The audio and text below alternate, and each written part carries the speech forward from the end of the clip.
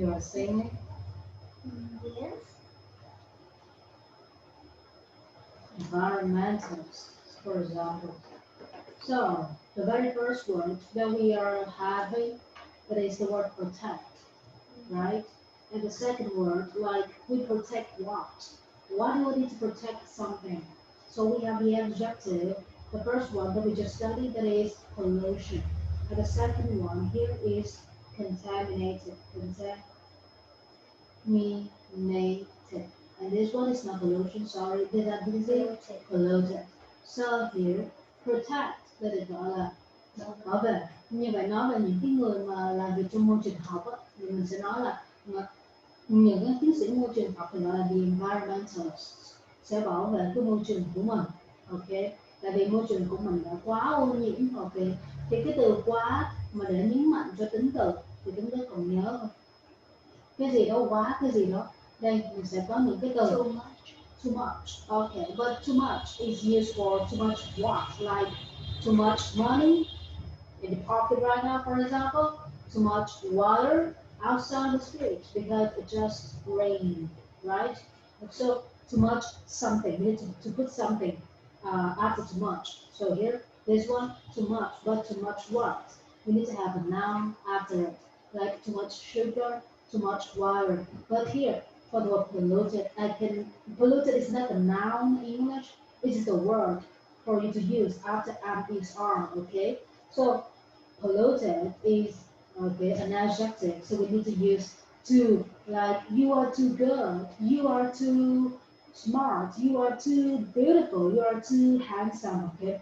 If you use the word too, people will think of you in a bad way. Like if you are too handsome, when people hear this, it means they will think that, oh, because you are handsome, you will make lots of girls cry for you. Okay, so they will say that you are too handsome. So the difference between the word too and the word very here is when you use very, it has a good meaning. But when you use too, that is a very bad meaning. So too is for negative meaning and very is for positive meaning. So too good is not good, but very good is good. For example, I can say the teacher is too good. And if I am a student and I hear that, I will say, oh my God, this teacher maybe is psycho or something. So if I use the word too for somebody or something, it means that too much. Okay, too much of something is not a good thing. For example, if you study too much, then you will feel very tired and you cannot focus. You don't feel good with yourself, and you just want to go to bed because you cannot study anything new, okay, or you cannot study more knowledge. So when you do something too much, that is not a good thing. But when you do something very much, that is a good thing. For example, you have a girlfriend, for example, you say that I love her too much. So when people hear you love your girlfriend too much, you will never let your girlfriend go anywhere. You will put her in a box, okay? It means that you will keep her just inside your home and you never let her go anywhere, even go to eat, even go to the toilet, even go to take a bath. So if you do something too much, that is not a good thing. So the word two is weird like this, okay? Very is good, but two is not good. So you're too polluted. Protect. So here we have to, when you use the word environmentalist, protect and polluted, let's do it this way. Những cái người mà làm việc trong môi trường học thì họ phải bảo vệ môi trường, là cái lý do mà nếu mà họ không bảo vệ môi trường thì là chắc chắn môi trường sẽ bị ô nhiễm. Môi trường bị ô nhiễm thì nó sẽ làm cho gọi là dân số và mọi người gọi là không sống thọ. Thì thứ nhất là nó sẽ liên quan đến cái từ dân số trong tiếng Anh. Thì Tuấn Đức còn nhớ từ dân số là gì trong tiếng Anh không? Dân số thì mình sẽ có từ là population.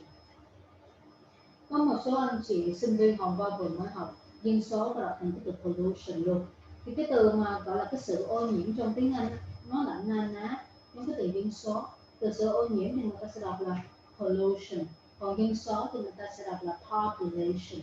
Ok, như vậy nếu mà mình không bảo vệ môi trường thì có nghĩa là dân số của mình sẽ bị bệnh, ok, bệnh về đường hô hấp hoặc là bệnh gọi là phổi này nọ. Thì khi mà mình không rõ được cái từ mà bệnh về đường hô hấp thì mình sẽ dùng từ gọi là về những cái hệ thống thở của con người, thì người ta hay dùng từ là từ human, okay, human breathing system, human breathing system.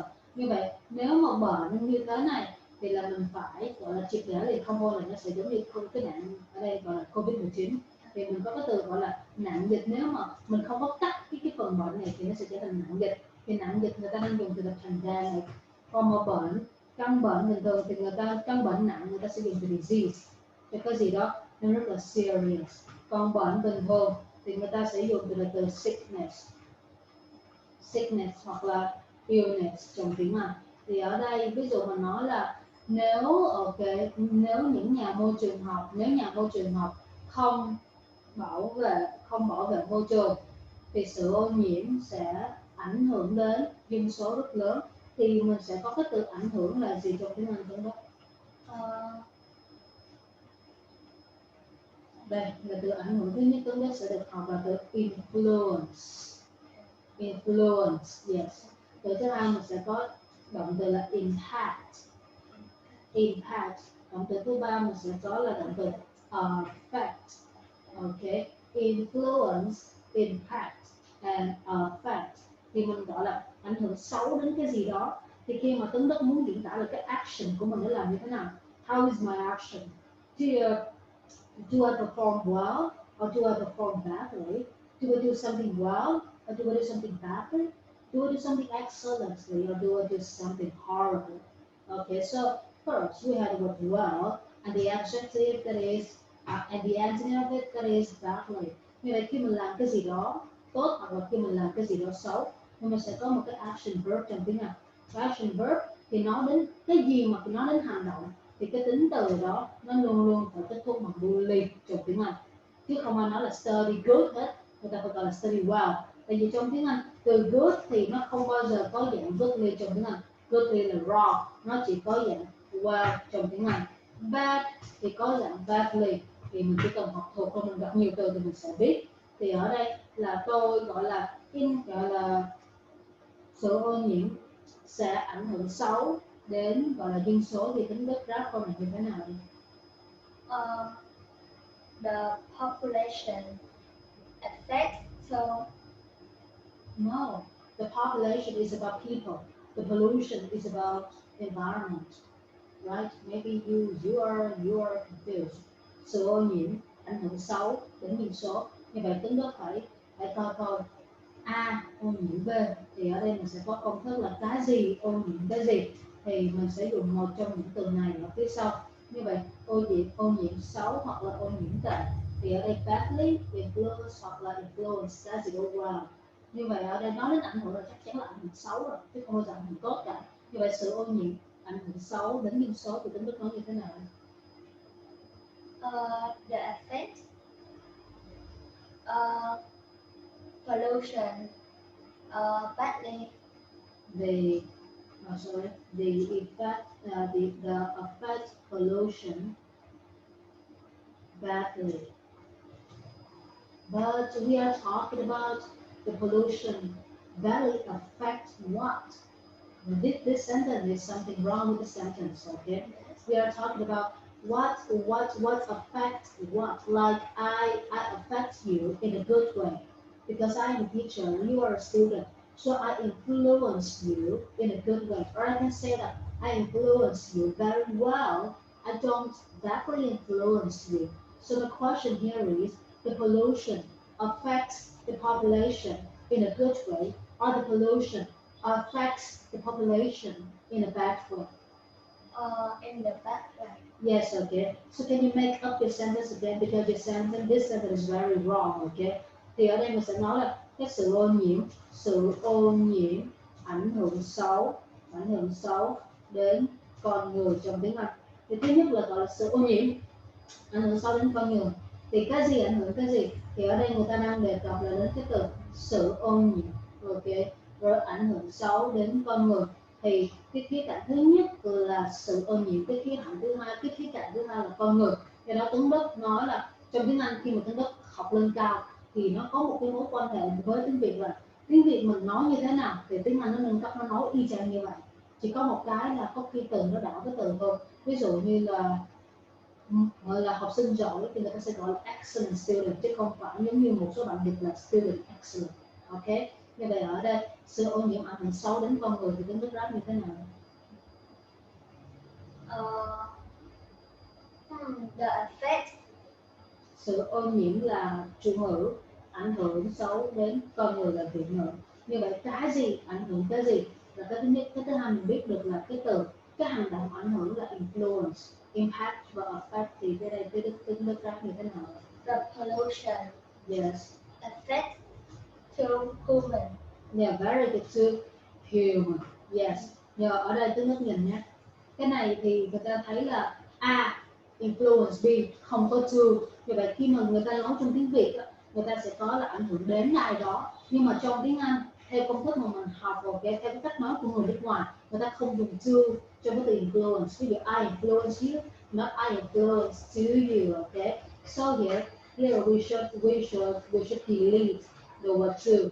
This is the first one, so this is wrong. For the first one, that is the word to. And the second thing, và bây giờ mình sẽ có cái từ thứ hai, human being mới bằng nghĩa với từ people trong tiếng Anh. Và human being sẽ có s, tại mình đang nói về nhiều người.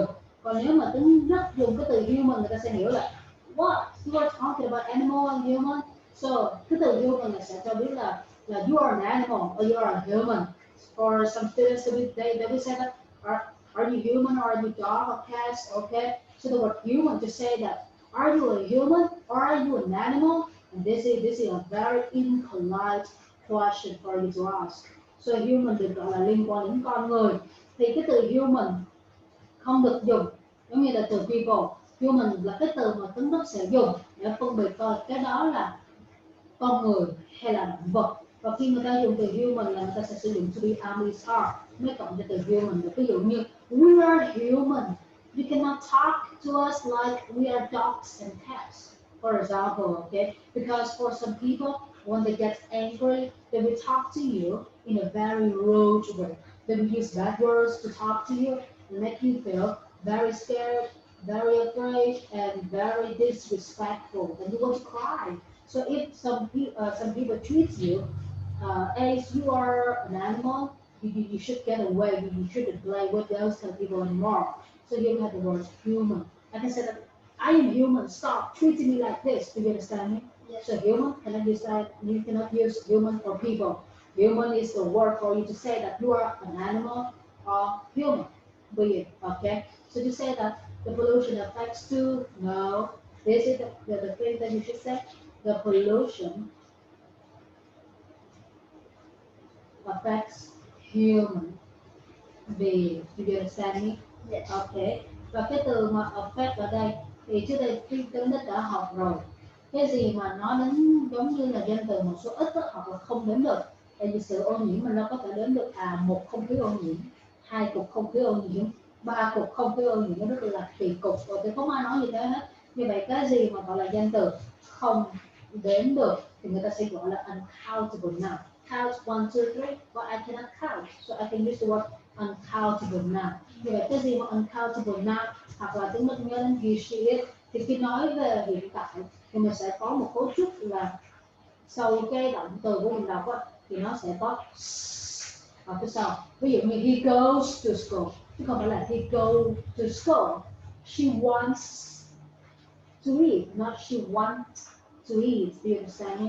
Như vậy khi mà mình đọc lên thì nó sẽ có s, và ở đây là tiếng Đức giống như học trước đây ở trường học á, người ta dạy rồi nhưng mà người ta dạy không kỹ, nên đó tiếng Đức vẫn còn dùng một cái ngữ pháp rất là gọi là trọng yếu luôn, mà nó dễ như thế mà vẫn sai luôn.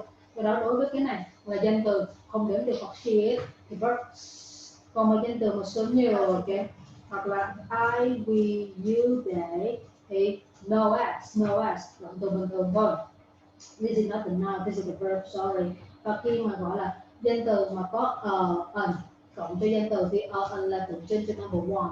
Cái gì mà number one thì là ẩn mà cộng cho danh từ thì coi như là danh từ này là chỉ số lượng là một cái thôi. Thì số lượng là một cái thì nó cũng giống như he, she, it rồi, cũng là một người. Nhưng mà mình nói về người khác thì mình phải có cái s vào trong cái hành động của mình, thì cũng là một cái, nhưng mà mình nói về cái khác thì nó phải có s ở trong cái hành động của mình. Như vậy ở đây mình sẽ dùng cho verbs thêm s trong tiếng Anh. Ok, ví dụ như a man wants to talk to me because I'm talking about all the men. Okay, I'm not talking to you right now. For example, there is a man in the living room right now. So I said, oh, that man wants to study. That man wants to check English. So when you are talking about other people, but only one person, like a woman, a man, a girl, a boy, or a dog or something, but only one. Please remember S, okay, at the end of the verb. Do you understand me? Yes. So what should happen to this sentence? Như vậy trong cái câu này thì mình phải cần tiền sử gì đây trong đó? Affect tennis. Very good effects of it. The pollution affects human being. So here we have to put S here. But we have a question like the pollution affects human beings in a good way or in a bad way, in a horrible way or in an excellent way. In a bad way. Yeah, in a bad way. Or you can say that we just study this grammar to say how you do that kind of action. Please remember adjectively. Okay? And the only way for you to remember this, you can say that I speak English quickly. I speak English quickly, okay? So speak English quick. No, speak is an action. It's not I miss R. I can say that I am quick. But I cannot say that I speak quick. I speak quickly. So here we should use the word like. How can you change this?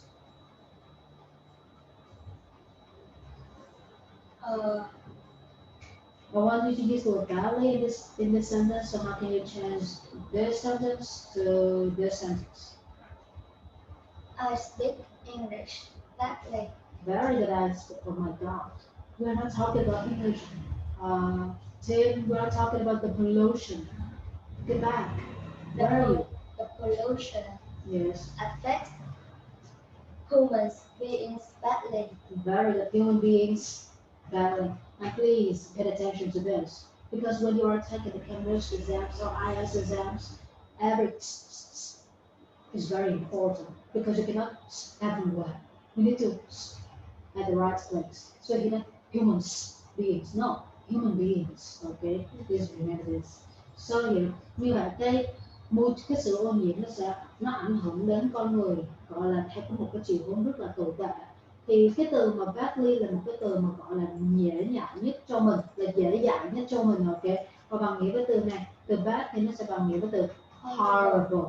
Và khi mà muốn nói cái hành động của mình làm horrible thì là horribly. Và bằng nghĩa với từ horrible, we have the word terrible, or we can use the word terribly, okay? Terribly. Rồi, cái thứ hai nữa, khi mà sự ô nhiễm mà nó ảnh hưởng cái gì đó tệ, thì thay vì mình dùng cái từ ảnh hưởng thì mình sẽ dùng cái từ được gọi là phá hủy trong tiếng Anh. Ví dụ sự ô nhiễm phá hủy toàn bộ môi trường sống của tôi luôn. Tôi không thể thở với không khí sạch, tôi không thể ăn những cái thực phẩm sạch. Thì mà khi mà mình dùng từ phá hủy thì mình sẽ dùng từ là do you remember that word? Destroy. Yeah, destroy. Or you can use the word damage. Or you can use the word sabotage. Sabotage. Okay, sabotage. Sabotage is an American English word, and in every American movie, they love to use the word sabotage. Okay, when I sabotage the environment, it means I will make the environment very, very polluted because I want to kill human beings. Okay, for example. Như vậy, khi mà phá hủy môi trường, có nghĩa là mình làm cho môi trường ô nhiễm. Thứ nhất là mình sẽ có cái từ là làm ô nhiễm cái gì đó. Khi mà mình làm ô nhiễm cái gì đó, mình sẽ có một cái action verb, nó cũng liên quan đến cái từ polluted. Như vậy từ polluted tính đức chỉ có thể dùng là cái gì đó is polluted mà thôi. Như vậy khi tính đức làm cho cái gì đó ô nhiễm, thì tính đức sẽ có cái từ được gọi là pollute. Đừng thêm từ vào. Pollute thì được gọi là một cái verb, là một cái hành động. Hoặc mình sẽ dùng từ là contaminate, là mình thả hóa chất vào để cho nó ô nhiễm. Ví dụ như nhà máy làm ô nhiễm dòng sông thì tính đức rác như thế nào đấy? The factory pollutes the river. The factory pollutes the river. Very good. Pollutes the river. And please think of the grammar that we just studied. Okay, the factory here is only one factory. So what should we do to the verb? The factories. No, the factory is here. Yeah. factories. No, I know. Okay, but here you have two cases.